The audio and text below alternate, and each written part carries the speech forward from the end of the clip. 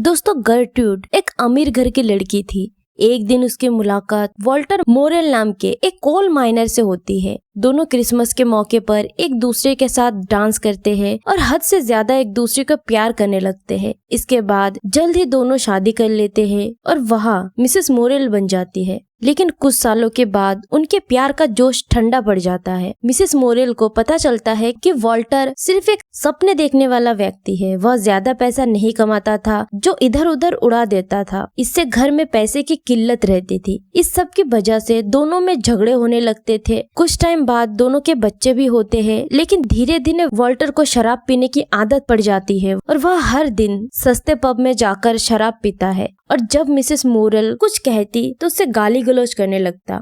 वह अक्सर उसे मारने लगता था। दोस्तों वक्त के साथ गर्ट्रूड के मन में अपने हस्बैंड के लिए कोई प्यार नहीं रह गया था और उधर उसका बड़ा बेटा विलियम जवान हो रहा था। दोस्तों विलियम बचपन से ही अपने माँ के बहुत क्लोज था और उसकी बहुत फिक्र करता था। हस्बैंड से खटपट के बाद गर्ट्रूड अपना सारा ध्यान अपने बड़े बेटे विलियम पर देने लगी। उससे बात करके ही उसे कुछ खुशी मिलती थी। विलियम भी माँ के और ज्यादा करीब आ गया। वह उसका सच्चा हमदर्द था। वह अपने माँ को फादर की मारपीट से बचा लेता था और फादर से नफरत करता था। दोस्तों समय के साथ विलियम और बड़ा होता है। वह बहुत ही हैंडसम और एनर्जी से भरा हुआ था। गर्ट्रूड उसे देखकर खुश होता था। वह भी अपने मदर पर जान छिड़कता था। लेकिन एक दिन विलियम अपने मदर से कहता है कि वह जॉब करने के लिए लंदन जाना चाहता है। वह बहुत से पैसा कमाएगा और फिर मदर के साथ एक बड़े से घर में रहेगा। यह सुनकर उसकी मदर एक तरफ खुश होती है लेकिन बेटे के दूर जाने के आइडिया से डिस्ट्रेस हो जाती है। फाइनली सब डिस्कस करके विलियम जॉब करने लंदन चला जाता है। वह काफी मेहनत से काम करता है और इतने पैसा कमा लेता है कि अब वह मिडिल क्लास की तरह लाइफ जी सकता था।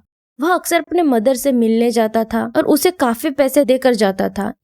दोस्तों इसी बीच उसका एक लड़की से अफेयर शुरू हो जाता है। लेकिन इससे उसे फील होता है कि वह अपनी मदर से बेहद प्यार करता है। उसे अपनी मदर की याद सताने लगती है। वह उस लड़की से उतना प्यार नहीं कर पाता क्योंकि उसके मदर के प्रति उसका प्यार इसमें आड़े आ जाता था। दोस्तों अपनी इस कंफ्यूज्ड फीलिंग्स की वजह से वह कुछ दुखी रहने लगा।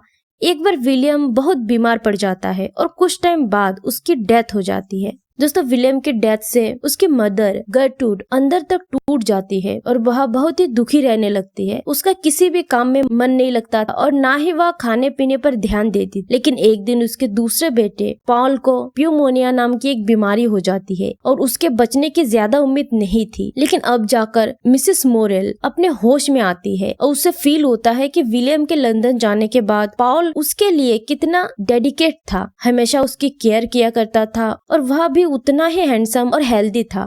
अब गर्ट्रूड को अपने दूसरे बेटे पॉल के लिए प्यार जागता है। वह दूसरे बेटे को खोना नहीं चाहती थी और वह पॉल की पूरी देखभाल में जुट जाती है। इससे धीरे धीरे पॉल ठीक हो जाती है। इसके बाद दोनों माँ बेटे एक दूसरे के बहुत करीब आ जाते हैं। दोनों एक दूसरे के लिए डेडिकेट हो जाते हैं और एक दूसरे के लिए ही जीने लगते हैं। दोस्तों एक दिन पॉल पड़ोस के फार्म में रहने वाली एक लड़की मिरियम से मिलता है। धीरे धीरे उनका प्यार बढ़ता जाता है लेकिन यह रिलेशन काफी टाइम तक एक सीक्रेट ही रहता है। उनके बीच फिजिकल रिलेशन नहीं होते। लेकिन गर्ट्रूड को मिरियम कुछ खास पसंद नहीं थी, इसलिए वह इस रिलेशन से खुश भी नहीं थी और इससे पॉल को गिल्ट होता है। उसे लगता है कि वह उसकी मदर का दिल दुखा रहा है। वह अपनी मदर के लिए अपने फीलिंग्स को भी लेकर कंफ्यूज्ड होता है कि उन्हें क्या नाम दे। इसी बीच मिरियम पॉल से शादी करने के लिए कहती है। लेकिन जैसे ही पॉल मेंटल लेवल पर मिरियम के करीब होने लगता था तो उसे अपनी मदर की याद आने लगती थी। ऐसा लगता था कि उसके सोल पर उसकी मदर का कब्जा था और वह पूरी तरह मिरियम से प्यार नहीं कर पाता था। इसी बीच पॉल एक फैक्ट्री में जॉब करने लगा था लेकिन उसे अपना बॉस जरा भी पसंद नहीं था, जो हमेशा उसे नीचा दिखाने की कोशिश करता रहता था। मगर घर पर उसकी मदर हमेशा उसे दिलासा देती थी।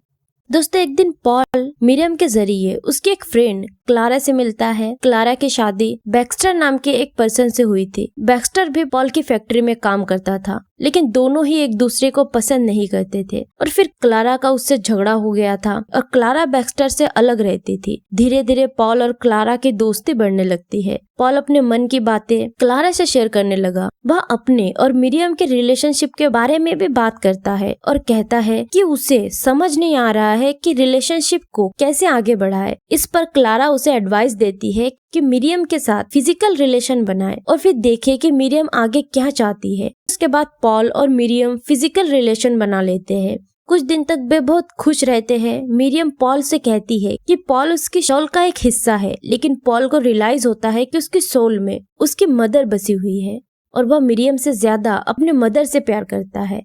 दोस्तों, अपने मेंटल स्ट्रगल के चलते कुछ टाइम के बाद पॉल मिरियम से ब्रेकअप कर लेता है।